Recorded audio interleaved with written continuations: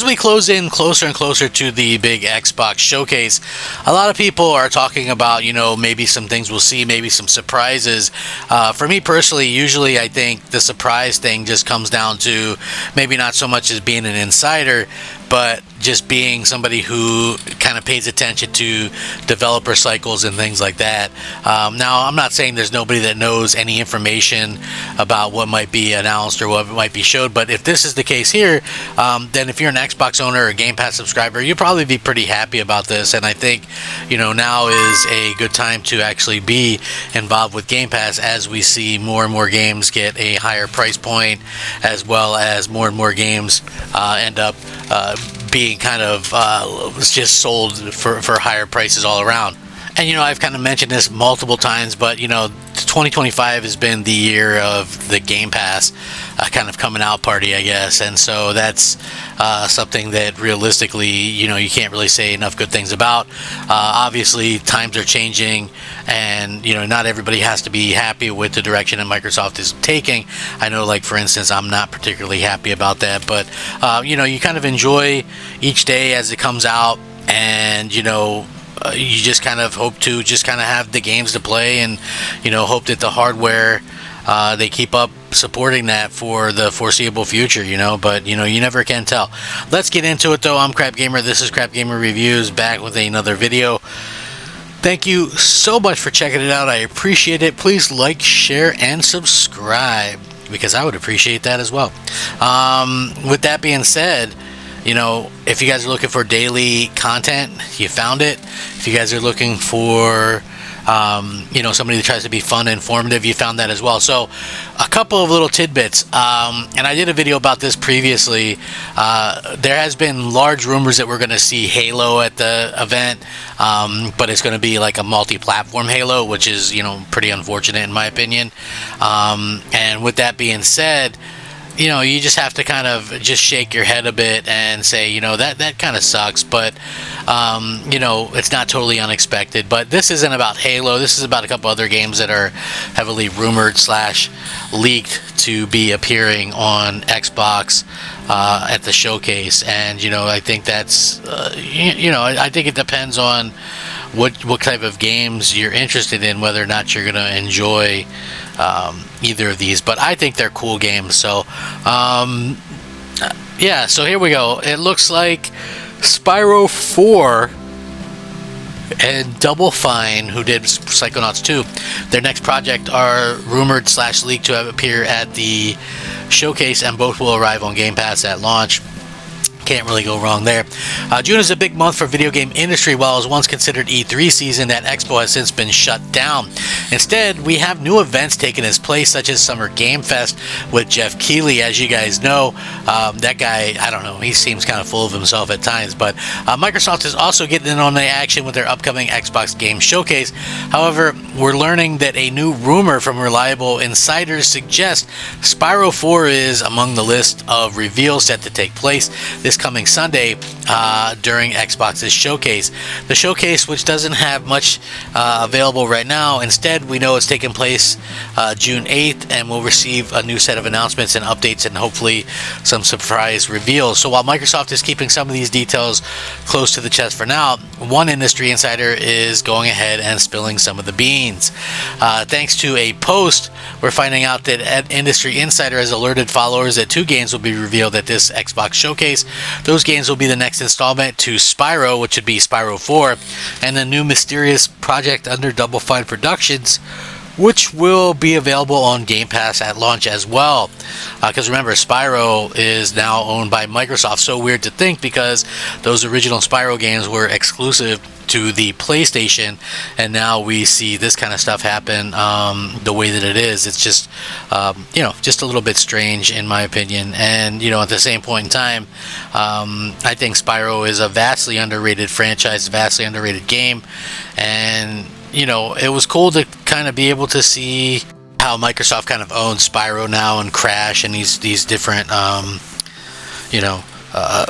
that used to be synonymous with PlayStation. So That's a little bit weird, but at the same point in time, it's not totally, I guess, unexpected, and people just are going to have to kind of get used to it, I think, in terms of, hey, what's on Xbox and what's on PlayStation. And they'll both be on PlayStation as well. That's just the way Microsoft does things.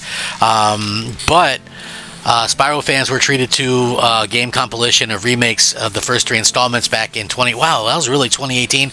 Those games are incredibly well done, by the way. The Spyro Reignited trilogy is such a fun set of games, and if you've never played them, they're usually pretty cheap and not a bad playthrough. Some fun games to kind of get into and things like that. Takes you back to a much more calmer era in video games and much more simpler time.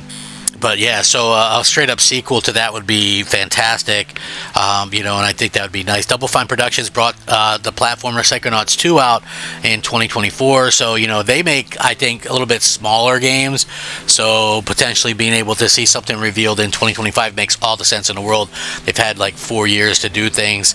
Nobody's sure exactly what they're working on, but whatever it is, it looks like it's going to be revealed at the showcase if these leaks prove to be accurate. Fortunately, we don't have long to wait before we can finally see what Microsoft has kind of cooked up for us, and that's an exciting thing. It's an exciting time to be a fan of Xbox and to be just a general fan of gaming and kind of what's going on in the gaming sphere right now. So I know some of you might not agree with this stuff, but hey, I think the more the merrier when it comes to whatever Microsoft can put into Game Pass, and there's a lot of other fans that probably think the same way that I do when it comes to this type of stuff. Now, what's going to happen in the future, we don't really know. Like, I think there could be any number of,